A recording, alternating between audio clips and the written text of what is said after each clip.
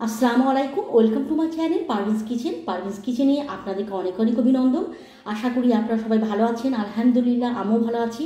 আজকে আমি আবারও একটা নতুন রেসিপি নিয়ে চলে এসেছি আপনাদের সঙ্গে শেয়ার করব বলে। আর আজকে যে রেসিপিটা আমি আপনাদের সঙ্গে শেয়ার করব সেটা হচ্ছে পমফ্রেট মাছের রেসিপি।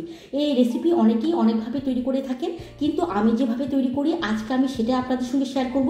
তাহলে বন্ধুরা সেসব দিয়ে আমার পাশে থাকুন এবং দেখে নিন কীভাবে আজকে আমি মাছের রেসিপিটা তৈরি করলাম। প্রথমে নিয়ে নিয়েছি পমফ্রেট মাছ। এগুলোকে আমি ভালো করে পরিষ্কার করে ধুয়ে নিয়েছি এবং আপনারা দেখতে পাচ্ছেন একটু করে আমি মাছটাকে মাছ বরাবর কেটে নিয়েছি, যাতে মশলাগুলো মাছের ভেতরে খুব ভালোভাবে ঢুকে যেতে পারে।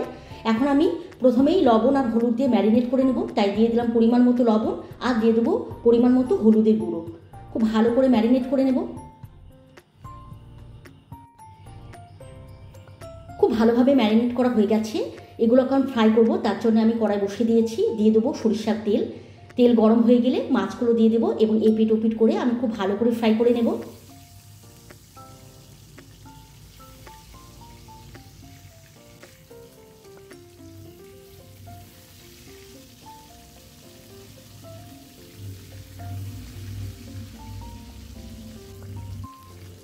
এপিট ওপিট করে মাছগুলো ফ্রাই করা হয়ে গেছে। এখন তুলে নেব এবং বাকিগুলো আমি একইভাবে ফ্রাই করে নেব।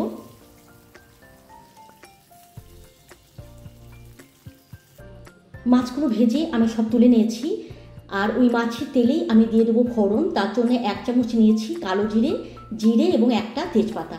একটু হালকা করে এটাকে ভেজে নেব। হালকা করে ভেজে নেওয়ার পর এখানে আমি দিয়ে দেবো পেঁয়াজ পেস্ট। আমি দুটো মিডিয়াম সাইজের পেঁয়াজ পেস্ট করে রেখেছিলাম, এখানে আমি দিয়ে দেবো এবং 1 থেকে 1.5 মিনিটের মতো এটাকে আমি ফ্রাই করে নেব।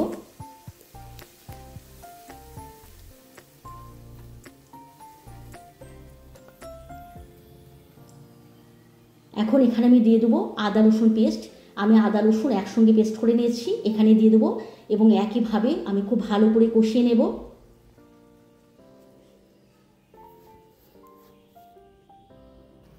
খুব ভালোভাবে কষানো হয়ে গেলে এখানে আমি দিয়ে দেবো টমেটো পেস্ট এবং সমস্ত মশলা আমি আবারও খুব ভালো করে কষিয়ে নেব।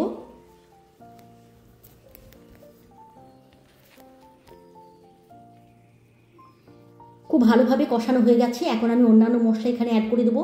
প্রথমেই আমি এখানে দিয়ে দেবো স্বাদ অনুযায়ী লবণ, হলুদের গুঁড়ো, লঙ্কার গুঁড়ো, কাশ্মীরি লঙ্কার গুঁড়ো, গোলমরিচের গুঁড়ো, জিরে পাউডার আর দিয়ে দেবো এখানে ধনে পাউডার। সমস্ত মশলা খুব ভালো করে কষিয়ে নেব। ততক্ষণ কষাবো যতক্ষণ পর্যন্ত মশলা থেকে মশলার কাঁচা গন্ধ বেরিয়ে না যাচ্ছে। মশলাটা খুব ভালোভাবে কষানো হয়ে গেছে। এখন আমি এখানে দিয়ে দেবো পানি। এখানে আমি খুব পানি দেব না, অল্প পানি দিয়ে আমি গ্রেভিটাকে তৈরি করে নেব। তার কারণ এটা একটু মাখো মাখো হলে পারে কিন্তু খেতে খুবই ভালো লাগে। কিন্তু বন্ধুরা আপনারা চাইলে পারে কিন্তু গ্রেভির পরিমাণ কম বেশি করে নিতে পারেন। গ্রেভিটা যখন ফুটে উঠবে তখন আমি ফ্রাই করা মাছগুলো এখানে আমি দিয়ে দেবো। ফুটে গেছে, এখন একটা একটা করে মাছগুলো এখানে নেব আর গ্রেভির মধ্যে দিয়ে দেবো।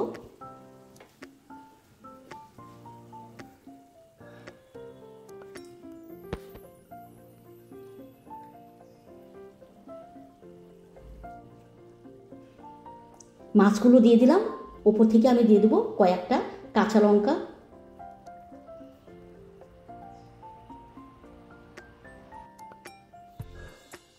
একবার নাড়িয়ে দেব এবং ঢাকনা দিয়ে ঢেকে একদম লো ফ্লেমে আমি 2 মিনিট এটাকে রান্না করে নেব। এইভাবে বন্ধুরা আপনারা একবার হলেও কিন্তু এই মাছ রান্না করবেন, সত্যি অসাধারণ খেতে।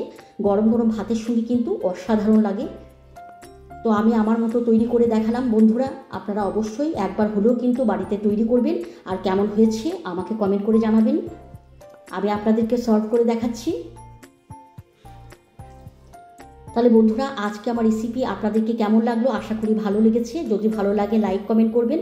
আজকের মতো আসি, ভালো থাকবেন, সুস্থ থাকবেন, খোদা হাফেজ।